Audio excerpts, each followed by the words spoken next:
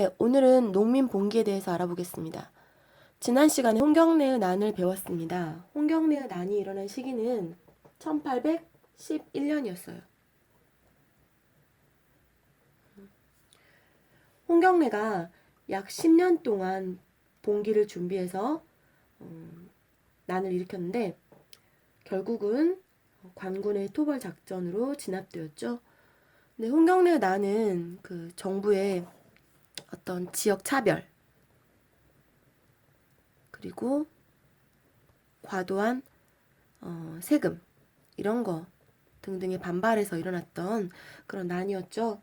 근데 그 이후에 뭐 정부에서 어떤 조치가 취해지거나 그러진 않았어요. 계속해서 농민들은 어려움을 겪었죠. 역시나 과도한 세금과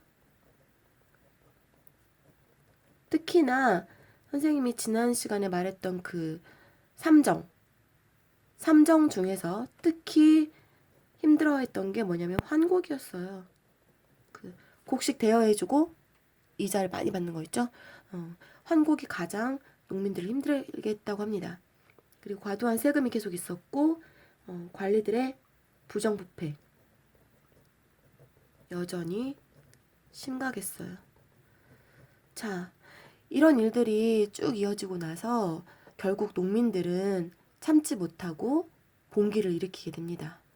봉기라는 게 뭐예요? 봉기라는 것은 농민들이 다 함께 떼지어서 세차게 일어나 다 함께 일어나 저항하는 거예요. 저항. 우리 못 살겠다. 저항하는 거지. 나라에 저항하는 거죠. 근데 1862년에 진주 지역에서 최초 농민 봉기가 발생합니다. 이 주동자는 유계춘이란 사람인데요. 이 사람은 농민은 아니에요. 이 사람은 양반 출신이야. 그런데 뭐 굉장히 가난하고 먹고 살기 어려운 그런 지식인이었어. 가난한 지식인.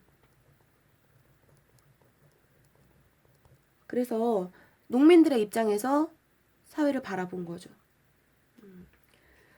이 사람이 이제 진주 농민 봉기의 주동자였는데 진주 농민 봉기는 그때 관리들이 자기들이 이제 곡식을 빼돌려요. 부정부패죠. 곡식을 빼돌리고 이제 이걸 누구 보고 갚으라고 해. 농민에게 다 떠넘기는 거죠. 이것들을 이제 보다 못해서 결국 농민들이 들고 일어섰는데요. 농민들이 관청으로 몰려갔어. 관청으로 가서 탐관오리들을 굴복시키게 되죠. 그래서 진주 농민 봉기가 이렇게 일어났는데 그 이후에 이제 관군이 내려오죠. 관군이 내려오고 이때 박규수란 사람을 내려보내서 이 농민 봉기를 진압하라고 했다고 해요. 이 사람은 우리 박지원, 실학자 박지원 기억납니까? 열하일기를 썼던 실학자 박지원의 손주라고 합니다. 박규수란 사람은. 이 사람이 내려가서 이제 농민들의 의견도 좀 들어주려고 노력하고 하지만 이때 주동자였던 유계춘이랑 다 처형당했죠. 농민들 의견을 들어주려고 좀 노력했다고 해요. 그리고 이 진주 농민 봉기를 시작으로 해서 전국적으로 농민들이 다 함께 일어납니다. 지도 한번 볼게요. 자, 1811년 홍경래 난이 이쪽에서 일어났었죠? 그리고 진주가 여기입니다. 우리 전주가 여기잖아요. 여기. 진주는 여기입니다. 여기서 진주 농민 봉기가 일어나고 나서 이제 각 지역에서 농민 봉기가 일어납니다. 이때가 1862년이에요, 모두. 이때 경상도, 전라도, 충청도 곳곳에서 농민 봉기가 일어납니다. 이것을 뭐라고 하냐? 임술년에 일어났다고 해서 1862년이 임술년이었어. 임술 농민 봉기라고 얘기합니다. 자, 이런 농민들이 이렇게 농민들이 전국에서 다 들고 일어서니까 정부에서도 어때요? 중앙에서도 조정에서도 어때? 걱정이 되는 거야. 너무 난리가 났으니까. 그래서 조정에서 관리들을 파견해요. 각 지방에. 농민들의 요구가 무엇인지 좀 들어봐라. 농민 요구를 받아들이고 탐관오리, 그 부정부패 저지른 탐관오리들 있죠? 이 탐관오리들을 처벌하고, 그리고 세금제도 개선안, 뭔가 좀 다르게 백성들에게 부담이 덜 가게 하려고 노력을 하게 됩니다.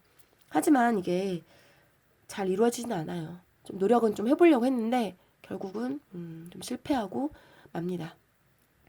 자, 이렇게 이런 일들이 생겨서 실학자들이 어떤 개혁안 내놓은 것들을 한번 살펴보도록 할게요.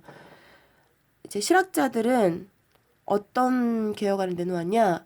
먼저 관리들의 부정부패를 막기 위해서 우리가 정직하고 책임감 있는 관리를 선발하자라고 주장합니다. 그리고 백성들이 과도한 세금을 내고 있는데 이 과도한 세금을 줄이자. 세금을 줄이자. 특히 토지세 같은 거 말도 안 되게 이렇게 갖다 붙이지 말자. 이런 얘기합니다. 또한 제도 문제가 있었는데요. 이건 뭐냐면 농민들은 토지가 없어. 남의 땅에서 맨날 일해. 토지도 없는데 맨날 일하고 세금은 세금대로 내고 그러는 거죠. 그래서 농사 짓는 사람만 토지를 소유하도록 하자. 이렇게 주장했어요. 또 우리가 너무 농업에만 치중해 있다. 기술을 좀 개발시키고, 이거는 농업기술이에요. 농업기술을 개발시키고, 그 다음에 농업뿐만 아니라 상공업에도 좀 발전을 시켜서 나라를 부강하게 만들자. 이런 이야기를 주장합니다. 자, 이런 실학자들의 개혁은 어때요? 백성들의 입장에서 봤을 때 어때? 좋았을까? 그래, 괜찮았을 것 같죠? 부정부패 이렇게 없애고 세금도 줄이고 토지도 준다고 그러고 뭐 상공업 발전시키고 좋았을 것 같아. 근데 실학자들은 그때 힘이 뭐 막강하진 않았단 말이야. 그래서 이런 현실적인 좋은 개혁안을 내놓았지만 사실 많은 영향력을 미치지는 못했어요. 자, 이런 어려운 상황 속에서 조선 후기에 새로운 종교가 등장합니다. 우리 종교라는 게 어때요? 우리가 너무 삶이 어렵고 힘들고 괴롭고 그럴 때 의지하는 게 종교죠? 어떻게 보면. 근데 그 이전에 우리 서학이라는 거 배웠어. 서학.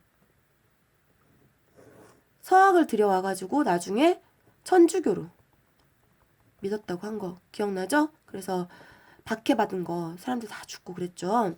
근데 이런 것들이 있었는데 이거에 맞서서 우리가 서양의 학문을 배울 게 아니라 우리나라 고유의 것을 새로 만들자. 그렇게 해서 최재우란 사람이요. 동학을 창시합니다. 자, 최재우란 사람이 동학을 창시해요. 이건 서양의 것이다. 그리고 성리학. 이전에 뭐 양반들이 배우던 학문이죠. 그런 것들 한계를 짚고 일어서서 서학에 맞서자. 그래서 서에 맞서는 게 동이죠. 동학이라고 한 거야. 이 동학은요, 우리 전통의 민간신앙, 그리고 유교, 불교 좋은 점, 또 서학의 좋은 점까지도 다 포함시켜서 만들었다고 해요. 동학의 중심 사상을 보면 인내천과 후천개벽이에요. 이 두 개가 중심 사상인데요. 인내천은 뭐냐면 사람이 곧 하늘이다. 그래서 뭘 주장하냐? 평등을 주장합니다. 어때요? 평등 주장하는 건 서학하고 똑같죠? 서학도 평등 주장했었잖아. 평등을 주장하고요. 후천개벽.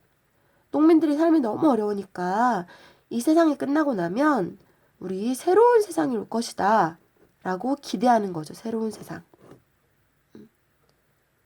새로운 세상이 올 것이다. 자, 이런 걸 주장했어. 조정에서 좋아했을까?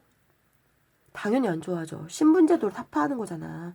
양반하고 상민이 엄연히 다른데 어디서 무슨 평등이냐 해서 동학도 박해를 받습니다. 결국은 최재우도 처형당하고 뭐 이렇게 되는데요. 그래도 동학은 백성들에게 뭔가 종교적으로 어떤 희망을 주게 되죠. 그래, 우리도 모두 사람은 다 평등해. 사람이 모두 하늘이니까. 그리고 지금 삶은 너무나 어렵지만 새로운 세상이 올 거야 라고 기대하게 되죠. 그리고 이 동학이 중요한 것은 뭐냐면 그 이후에 무엇으로 연결되냐? 바로 여러분들 많이 들어봤던 동학 농민운동으로 연결되죠. 이에 대한 내용은 나중에 더 자세하게 공부하게 됩니다. 자, 오늘은 여기까지고요. 그럼 수업 시간에 만나서 여러 활동해보면서 더 자세히 알아보겠습니다.